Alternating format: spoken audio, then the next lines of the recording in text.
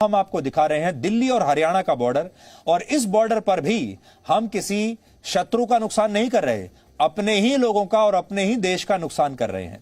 टिकरी border से सिर्फ 3.5 kilometre दूर हरियाणा का एक शहर है जिसका नाम है बहादुरगढ़।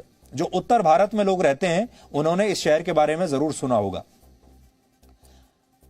और आप में से ज्यादातर लोगों को शायद यह बात नहीं पता होगी कि भारत में हर साल जितने भी नॉन लेदर शूज यानी बिना चमड़े वाले जूते बनते हैं उनमें से 60% जूतों का उत्पादन इसी जगह यानी बहादुरगढ़ से होता है। लेकिन किसान आंदोलन की वजह से इनका उत्पादन घटकर अब सिर्फ 10% रह गया है, और उस उद्योग को अब तक 20,000 करोड़ रुपए से ज्यादा का नुकसान हो चुका है।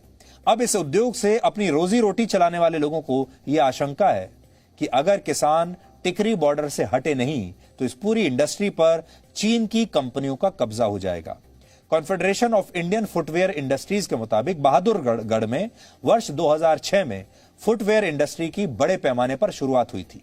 इससे पहले भारत में 80% नॉन लेदर शूज चीन से बनकर आते थे, लेकिन वर्ष 2020 तक इसमें चीन की हिस्सेदारी घटकर सिर्फ 2% रह गई। यानी ये मेड इन चाइना पर मेक इन इंडिया की एक बहुत बड़ी जीत थी। लेकिन अब किसानों के धरने की वजह से स्थितियां एक बार फिर से चीन के पक्ष में जा रही हैं। बहादुरगढ़ में इस समय जूतों का निर्माण करने वाली फैक्ट्रियों की संख्या 12,000 से ज्यादा है, जिनसे करीब 7.5 लाख लोगों को रोजगार मिलता है। इस आंदोलन से पहले बहादुरगढ़ की इन फैक्ट्रियों में हर रोज 16 लाख जूते बनते थे, लेकिन हर साल यहां की फैक्ट्रियों में 60 करोड़ जूतों का निर्माण होता था। लेकिन अब यह उत्पादन या तो पूरी तरह बंद हो चुका है या बुरी तरह प्रभावित हुआ है। इसका कारण यह है कि टिकरी बॉर्डर पर किसानों के धरने की वजह से अब इन फैक्ट्रियों से जूतों को दिल्ली तक पहुंचाने में 9 से 10 घंटे का समय लगता है, जबकि पहले इसमें सिर्फ 1 से 2 घंटे लगते थे।